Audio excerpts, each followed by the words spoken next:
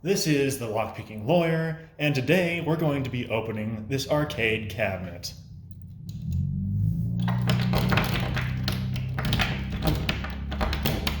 Ah!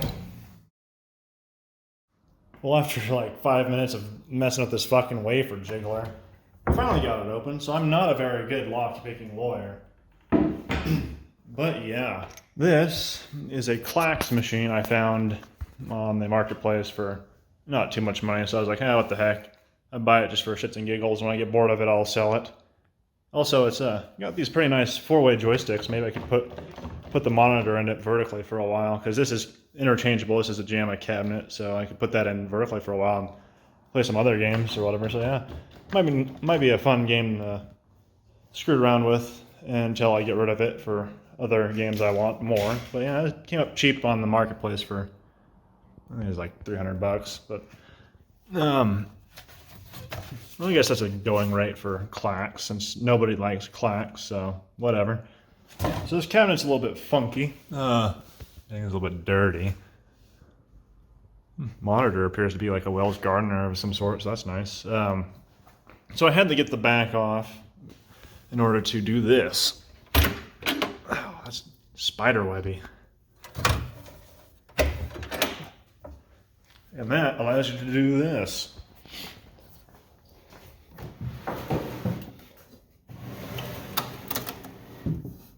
Oh wow. I don't want to be too crazy with it. Oh shit. Yeah, that's come on. Alright, so yeah, it's a JAMA cabinet. There's the game board. I think that's the CPU. When I got it, the dude says it has no audio. Well, it doesn't have any audio, I saw it. So I might have to look at that, but yeah, it's a cabinet with a game in it. And here, we can undo these. Lift this up. Here we got some dipstick or dip switch stuff. I think this has dip switches on it. It's got statistics and stuff. I wonder if there's like a test button or a switch to put it into a setup mode. Might have to, oh, there's a switch right there. So, yeah, I'll have to look into it and see what kind of nonsense it's got. A little power supply area here. We got a little switching power supply. So, this is a 1989 game, so it's not going to have anything too archaic. These joysticks, holy shit, look at that thing. That's a massive joystick. Four-way. Feel pretty nice though. Standard micro switch buttons. I'll tell you that this is not a very fun one to move around. It doesn't have any wheels in the back and the bottom here, so you have to drag it on the levelers, which I need to adjust obviously. But this is in the garage, so my floor isn't completely level. Let's give it a power up and see if it blows up after my little trip. That sounds happy.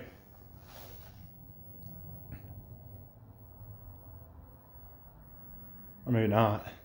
Oh yeah. It's coming up. The monitor has some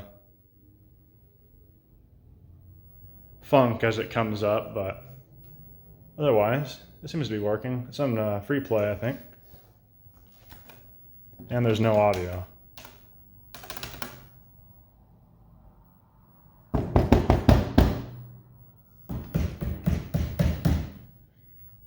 I think there's something funky with the red, I guess. So after a little bit more lockpick lawyering here, I got this open. The coin switches are hooked up. There's no mechanisms. Everything's there, though, it appears. So if I wanted to put coin mechs in here, I could take them. And also,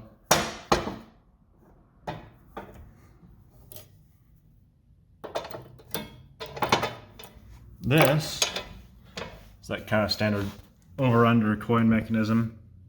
42,000 plays. And what the fuck? Someone's pipe. Got someone's goblin pipe going on in here. This dude's like trying to curse me or something. What the fuck? He's got neck testicles. Well, that's certainly fantastic. I don't know what the hell. Clearly that's not going to work. Let's unplug this. Oh man. I took the front off here after I got rid of El Goblino smoke pipe, and that kind of just fell back there. I don't know about that. So luckily, that bulb didn't break, and it appears it's just kind of hanging on to here. And obviously when I was moving the thing around, that's going to come off. So I don't understand why they didn't just bolt that in completely. So I was investigating the speaker a little bit, and it looks like it's completely open when I check the two leads here for continuity. Should be like 8 or 4 maybe, or maybe something else, but not open or overload on my meter, which goes up to 1,000 ohms, so that's definitely within the range of any speaker for the most part. Well, in order to confirm that it's a dead speaker, I have this all set up here. I have this Chinese power amp or something like that I got just for shits and giggles. Hooked it up to the Game Boy.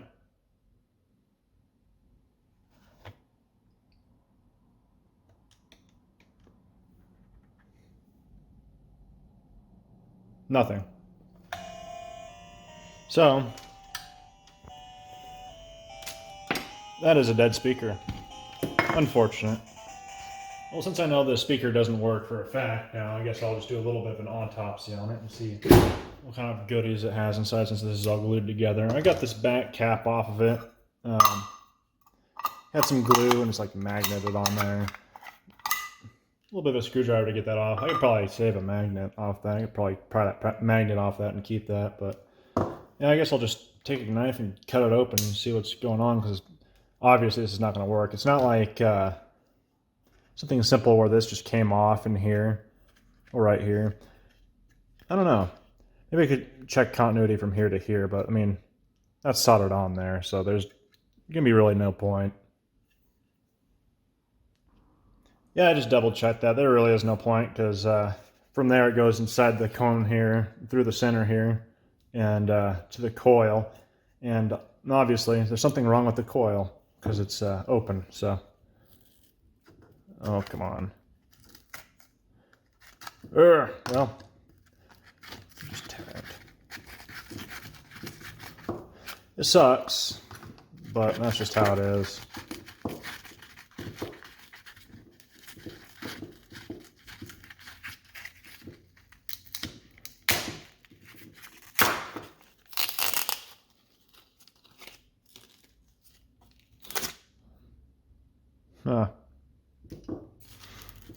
I guess that's all the coil right there. I ripped the coil out. Nice.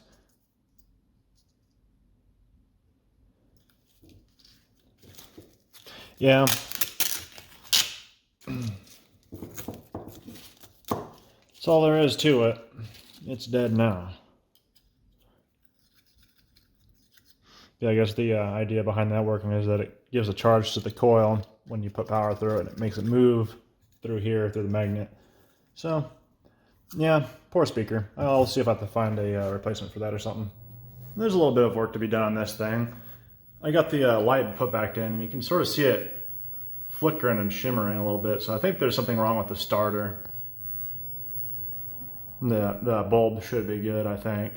So I might have to see if I can find something to replace that. And the monitor is a little bit funky. I think there might be something wrong, maybe like a solder joint or something like that I need to work on.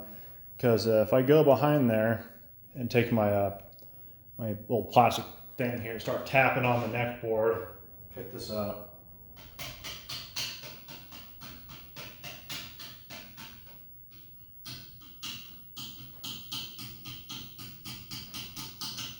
Yeah, that red flash is kind of there, like when it starts up. So it might be that there's some cold solder joint or something like that on the neck board, and that game just comes right up. But yeah, when the monitor is cold, it'll start kind of flickering. Oh, there it goes, red on the background. Kind of blinked a little bit of red there at the top. little bit of an intermittent issue, but one thing's for sure though, I was adjusting on the brightness and the contrast. I think this is the best looking tube I have on my machines, so that's nice. Like if we, first of all, it's just really nice and bright. It's got a good sharp picture on there. And if we turn it off, turn on the lights,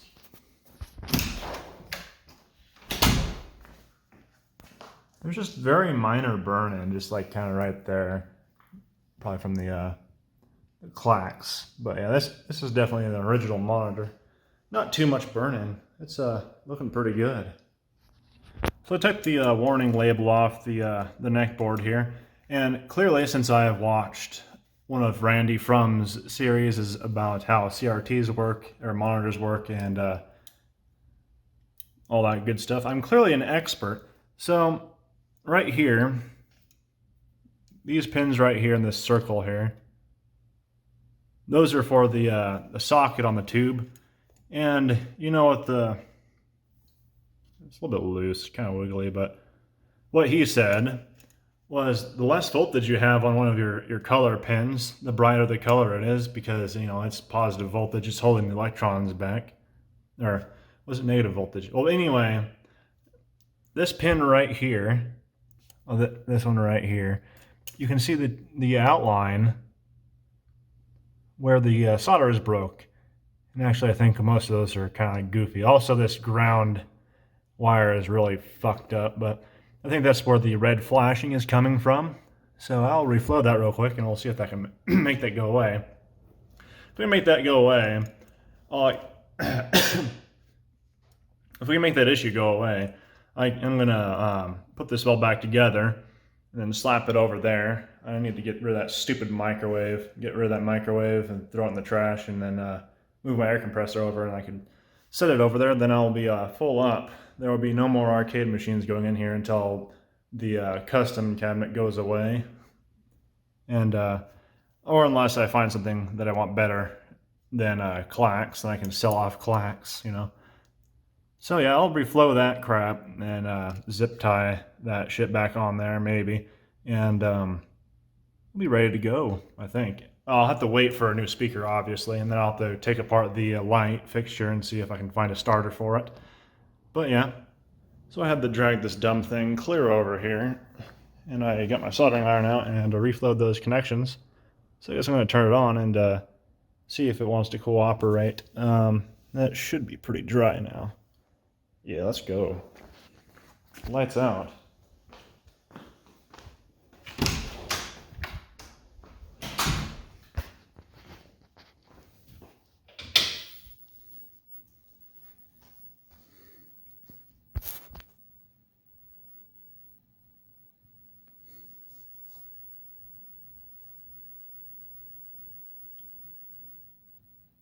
No, it's still doing it.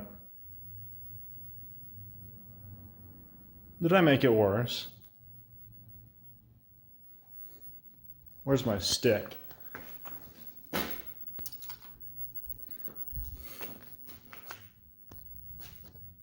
No, it's not going to flip.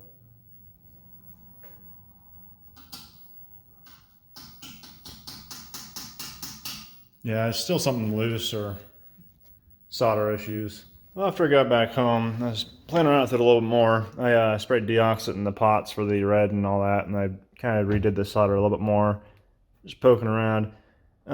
It might just be that transistor going bad. I'm not entirely sure. So I might have to change out the transistor for the red. I don't know if that's just keeping the screen red for a while, but you know, after a little bit of messing around, it kind of got a little better. Turn it on here. It's definitely red at first, or the red shows up at first, but then it goes away as it warms up, and it doesn't blink anymore. So I mean,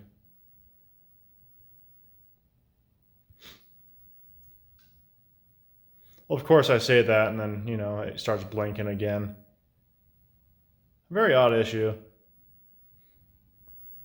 In fact, why don't we swap out like the red transistor for the blue transistor and see if that's the actual problem. I think those are the same transistors. We could try that. All right, so what I did with the neck board here, these 3 transistors control the each color here. So I swapped this one, which was red. I swapped it with this one, which is green here.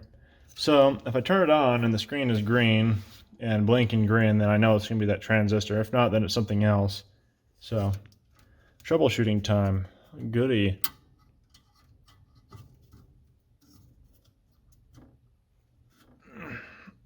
There we go. You know, there's also the possibility of me killing shit when I do this. But hey, whatever.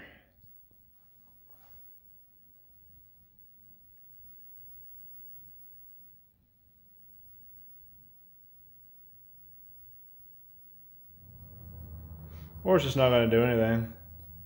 1 minute.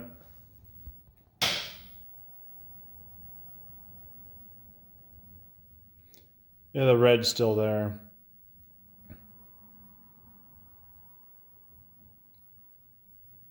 You know, for good measure, let's try something else. This is a JAMA board. Let's give it a different input for the video.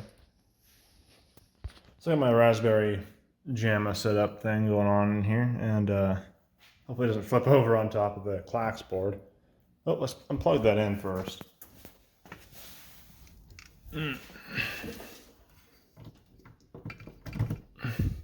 Maybe it's not even a monitor issue.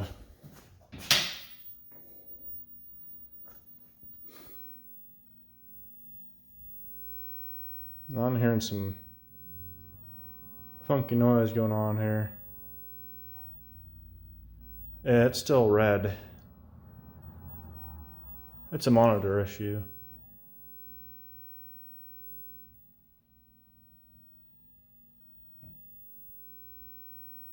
Huh, the whole image is kind of reddish. I know this game's going to play very well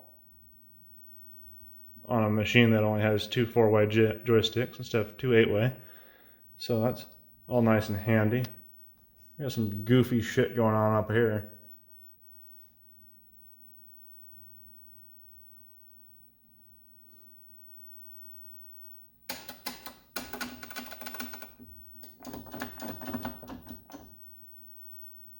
Let me grab my stick.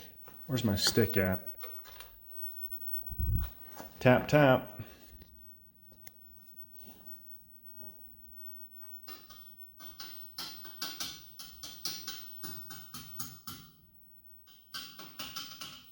Maybe it's the CRT socket. I don't know. It seems to be affected by movement.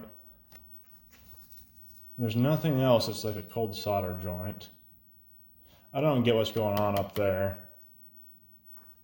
So when I was troubleshooting on the monitor, I had this pulled out, and obviously you can see down further into the cabinet when you get that pulled out. And I actually found there was just a starter sitting in there. This is the one I pulled out of it just a second ago, and I put the one that was at the bottom of the cabinet in. You'd never guess, but wow. Amazing. It's kind of weird, just hanging out down there, but yeah, I guess that's one less thing I have to buy now. So after planning out that some more, I'm thinking that's just how that's going to be for now. So I moved the transistor, that didn't work. I sprayed the pots, that didn't work. Maybe I have to replace the pots. But, oh shoot. Maybe later I can replace the, swap some of those pots around, like the, I think it'll be the cutoff pot that would cause it to do that, if that's kind of flaky. Either that, or it could be a bad socket, or maybe something in the CRT itself is having an iffy connection, but I don't know. So, no, shoot. I guess that's just going to be how it is for now until I work on it some more. So let's turn the lights off. Well, that's looking a little bit better. Also, while I was in there, I was adjusting the red cutoff pot a little bit to make it so it's a little bit less red when it's supposed to be black. So that should be pretty well adjusted, minus the random blinking that it exhibits every once in a while. But I'll play a game. I definitely gotta say though, these joysticks are just crazy. They have a very specific feel to them. Very, a little bit stiff, but controllable at the same time. I don't know. I don't know how to describe it, but they work pretty good. And they're absolutely massive. Yeah, it's just massive, massive joystick. Does a good job though. Oh yeah. One more thing. Oh, those do light up. Okay, so I don't have to change that up. Looking good. So yeah, I'll have to buy a new key locks for everything. But shoot, you know, after it warms up a little bit, I guess the monitor isn't too bad. But yeah, that thing works pretty good. Just need to get a new speaker for it. Well, it's definitely official. My designated arcade space is now full, and if anything else is to come in, something else has to go. Anyway, I took it apart and cleaned it out. I asked the experts on Klav about the monitor issue, and it appears that it might be a shorted tube, like the actual CRT. The red gun is shorted to the heater and is causing that, or an intermittent short. So one solution is to use a rejuvenator, which I do not have, and I don't know anybody that does have one around here, so that's not in the cards right now, unless I wanted to get myself one. And the second one was an attempt to take the tube out, put it face down, and kind of tap on the neck a little bit and see if you can dislodge some of the stuff. And I took the tube out, and I tried that, and it didn't make a difference at all. While I was out, I took the chassis board out and made sure nothing else was amiss on that, and everything looked pretty okay. So now I threw it back in and cleaned out all the glass. I cleaned all the bezel art and all that stuff, and yeah, let's fire it up. Oh yeah, I also got a speaker for my dad because he had some extra stuff, and also that starter is still not quite there. It's working for a while, but the monitor does it when it wants to. After it runs for a couple minutes or whatever, that blinking red issue kind of goes away. This is irritating.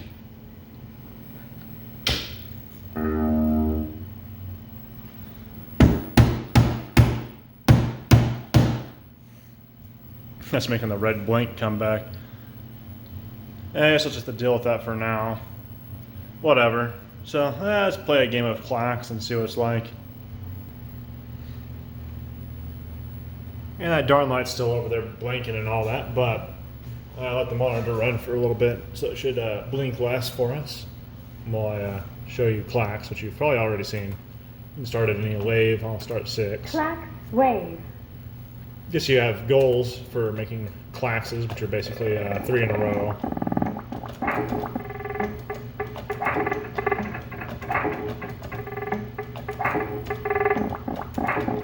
More points for horizontal and diagonals, though.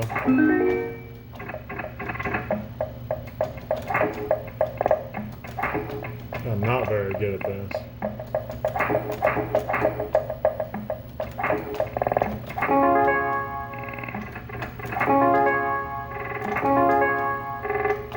Whoop.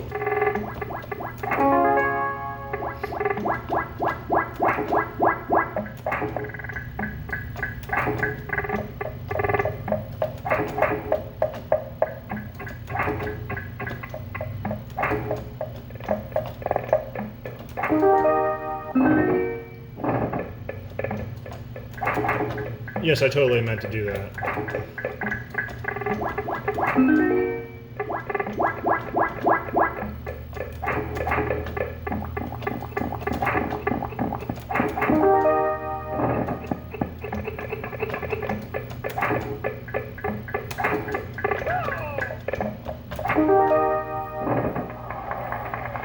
And it just continues on like that.